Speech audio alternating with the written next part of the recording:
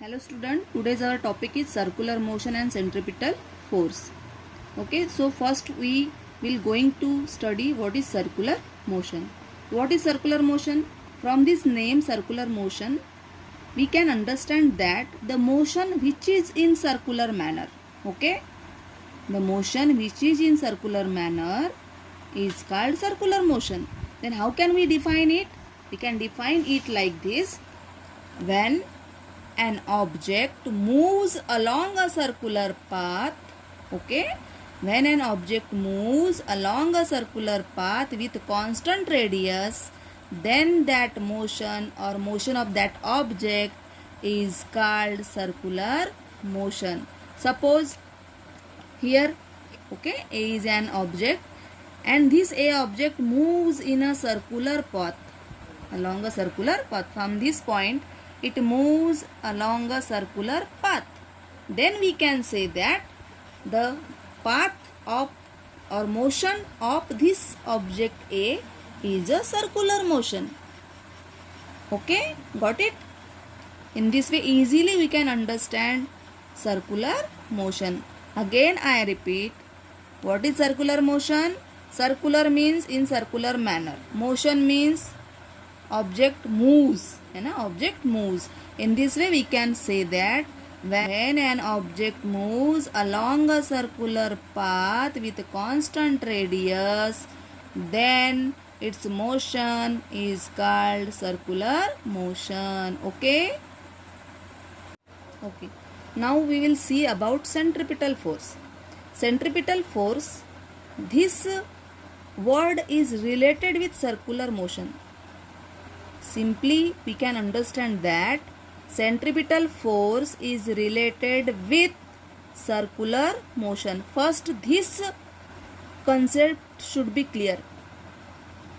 Whenever there is a centripetal force, there is a circular motion, or we can say when there is a circular motion, there is a centripetal force. Okay, so before understanding centripetal force, here we take one example which is related with you, which is well known to you.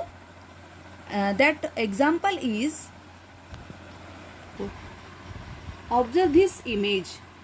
From this image we can understand this man hold a string and a stone is tied at the end of this string. ठीक आहे, या माणसाने एक दोरी पकडलेली आहे आणि त्या दोरीच्या एंडला एक स्टोन जो आहे तो इथे बांधलेला आहे आणि काय करत आहे हा या दोरीला धरून गोल गोल गोल गोल फिरवत आहे. अशा प्रकारचे खेळ तुम्ही सुद्धा केलेले असाल कधी ना कधी. म्हणजे अनुभव आहे आपल्याला की कशा प्रकारे आपण या दोरीला एखादी वस्तू बांधून फिरवत असतो. ठीक आहे, काय होत आहे इथे बघा, या वरून आपण सेंट्रिपिटल फोर्स समजण्याचा प्रयत्न करू. आता जेव्हा आपण अशा प्रकारे दोरीला दगड बांधून एखादा स्टोन बांधून फिरवतो, तेव्हा पहिला प्रश्न इथे असा तयार होतो तर काय आहे first questions, are you applying any force on the stone?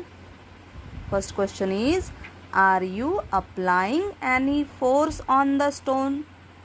तुम्ही स्टोनवर कोणता तरी फोर्स अप्लाय करून राहिले आहात का? ठीक आहे, आपण पुन्हा या इमेजकडे जाऊ.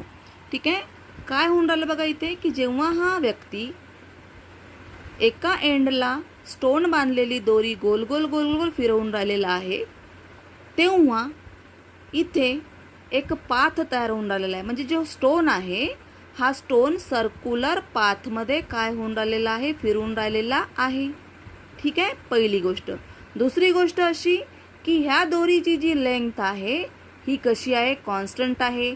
ज्याला आपण सर्कलच्या माध्यमाने जर पाहायला गेलो तर याला आपण काय म्हणू, रेडियस म्हणू. काय म्हणू, रेडियस म्हणू. म्हणजे नक्कीच इथे रेडियस कशी आहे, कॉन्स्टंट आहे. आणि हा जो स्टोन आहे हा स्टोन सर्क्युलर पाथमध्ये काय होऊन राहिलेला आहे, मूव्ह होऊन राहिलेला आहे. म्हणजे नक्कीच हा सर्क्युलर मोशनमध्ये आहे, है ना. त्या स्टोनचा मोशन कोणता आहे, सर्क्युलर मोशन आहे. एवढं समजलं? ठीक आहे. दुसरी गोष्ट अशी की आपण याच्या आधीच्या भागामध्ये शिकलो की force causes motion as well as change in direction of an object. Okay, आपण बघितले याच्या आधी की फोर्समुळे एखादा ऑब्जेक्ट मोशनमध्ये येऊ शकतो किंवा त्याची डायरेक्शन आपण काय करू शकतो, चेंज करू शकतो. इथे सुद्धा हा जो ऑब्जेक्ट आहे, स्टोन आहे, हा मोशनमध्ये येऊन राहिलेला आहे. म्हणजे नक्कीच आपण म्हणू शकतो की इथे स्टोनवर कोणता तरी फोर्स अप्लाय होऊन राहिलेला आहे. आणि म्हणून आपला जो फर्स्ट क्वेश्चन आहे, फर्स्ट क्वेश्चन काय आहे की are you applying any force on the stone. तर याचा उत्तर काय असायला पाहिजे, yes. Yes, we are applying any force on the stone. ठीक आहे, एवढं कळलं. सेकंड क्वेश्चन बघू आपण. सेकंड क्वेश्चन काय म्हणते बघा की what is the direction of the force acting on a stone. स्टोनवर जो फोर्स कार्य करून राहिलेला आहे त्या फोर्सची डायरेक्शन काय आहे. ठीक आहे, यासाठी पुन्हा आपण या इमेजकडे जाऊ. ठीक आहे, आता जेव्हा हा व्यक्ती या दोरीला फिरवून राहिलेला आहे, समजा याने फिरवणं बंद केलं, दोरीला फिरवणं बंद केलं, म्हणजे याचा अर्थ असा की हा फोर्स अप्लाय करून नाही राहिलेला आहे. आता फोर्स अप्लाय जेव्हा करणार नाही तेव्हा स्टोन सर्क्युलर पाथमध्ये फिरेल काय, नाही, सर्क्युलर पाथमध्ये फिरणार नाही. म्हणजे नक्कीच या व्यक्तीच्या या हाताद्वारे या स्टोनवर काय होऊन राहिलेला आहे, फोर्स अप्लाय होऊन राहिलेला आहे. ठीक आहे, आणि जेव्हा कुठे हा व्यक्ती हा फोर्स लावणं बंद करतो, म्हणजेच दोरी फिरवणं बंद करतो, तर हा स्टोन सर्क्युलर पाथमध्ये फिरत नाही.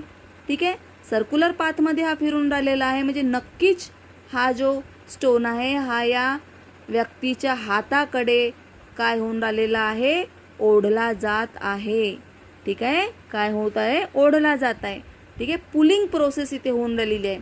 म्हणजे हा व्यक्तीच्या हाताद्वारे, म्हणजेच इथे सर्कलच्या ह्या सेंटरद्वारे या स्टोनवर फोर्स लावला जात आहे आणि त्या फोर्समुळे हा स्टोन या सेंटरकडे काय ओढला जाऊन राहिलेला आहे.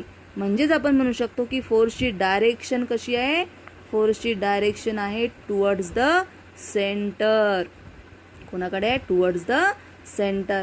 तर आपला जो दुसरा प्रश्न आहे, what is the direction of force आपण ॲक्टिंग ऑन अ स्टोन, आपण म्हणू शकतो towards the centre of circular path. Towards the centre of circular path. एवढं कळलं. तिसरी गोष्ट बघा, तिसरा प्रश्न काय आहे, how will you stop this force from acting. आता आपल्याला हा फोर्स थांबवायचा आहे. तर फोर्स थांबवण्यासाठी आपण काय करू, कशा प्रकारे आपण हा फोर्स थांबवू शकतो, वी रिलीज द स्ट्रिंग, है ना, आपण दोरीचा हात सोडून देऊ, है ना, bye releasing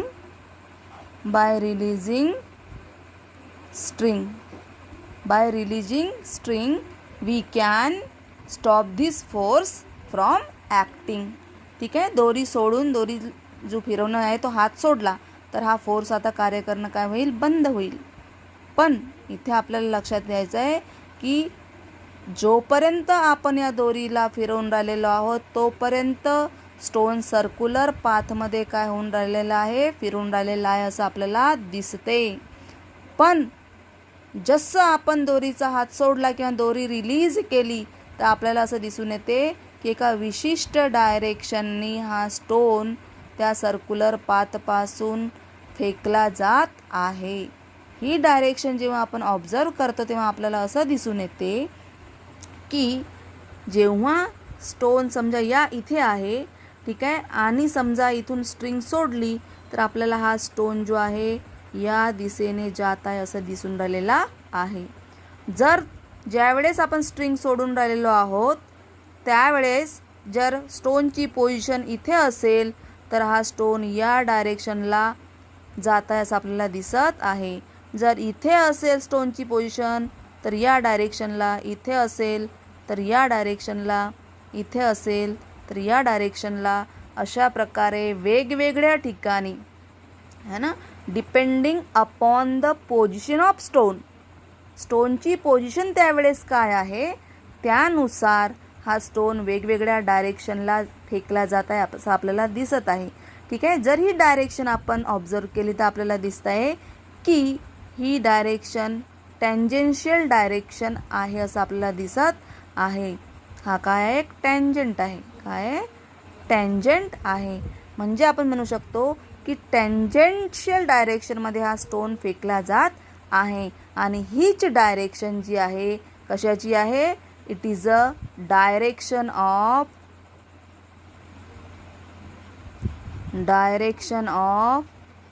velocity of stone.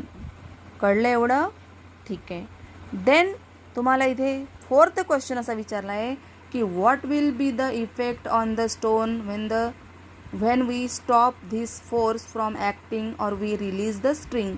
आताच मी सांगितलं की जसं आपण या स्ट्रिंगला रिलीज करू, ठीक आहे, रिलीज करता बरोबर काय होईल की हा स्टोन ज्या ठिकाणी असेल तिथून तो टँजेन्शियल डायरेक्शनमध्ये काय होईल, फेकला जाईल. आणि ही जी टँजेन्शियल डायरेक्शन आहे ही डायरेक्शन कशाची आहे, direction of velocity of stone, स्टोनच्या वेलॉसिटीची डायरेक्शन आहे. आता इथे आपल्याला समजून घ्यायचं आहे की आता हा जो इथे जो कोणता फोर्स कार्य करून राहिलेला आहे याच फोर्सला आपण काय म्हणतो, सेंट्रिपिटल फोर्स असे म्हणतो. ठीक आहे. तर सेंट्रिपिटल फोर्स, इथे जो फोर्स कार्य करून राहिला तो सेंट्रिपिटल फोर्स आहे. म्हणजेच सेंट्रिपिटल फोर्स, इथे जो फोर्स आहे त्या फोर्सची स्पेशालिटी काय आहे की हा जो कोणता फोर्स या स्टोनवर कार्य करून राहिलेला आहे त्याची डायरेक्शन कशी आहे, डायरेक्शन आहे towards the centre, towards the centre. आणि दुसरी गोष्ट काय आहे की इथे ऑब्जेक्ट जो आहे तो कोणत्या मोशनमध्ये आहे, सर्क्युलर पाथमध्ये आहे. ठीक आहे, सर्क्युलर पाथमध्ये आहे. म्हणजेच म्हणू शकतो आपण की असा फोर्स जो एखाद्या ऑब्जेक्टवर कार्य करून राहिला आणि तो ऑब्जेक्ट सर्क्युलर मोशनमध्ये आहे. ठीक आहे, तो ऑब्जेक्ट कोणत्या मोशनमध्ये आहे, सर्क्युलर मोशनमध्ये आहे. आणि त्या फोर्सची डायरेक्शन ही कशी असेल, टुवर्ड्स द सेंटर असेल तर त्यावेळेस त्या फोर्सला आपण सेंट्रिपिटल फोर्स असे म्हणतो. कोणता फोर्स म्हणतो आपण त्याला, सेंट्रिपिटल फोर्स असे म्हणतो. म्हणजे त्या फोर्सची डेफिनेशन आपल्याला लिहायची असेल तर आपण काय म्हणू शकतो, a force acts on any object. काय म्हणू आपण, a force acts on any object moving along a circle. ठीक आहे, ऑब्जेक्ट मूविंग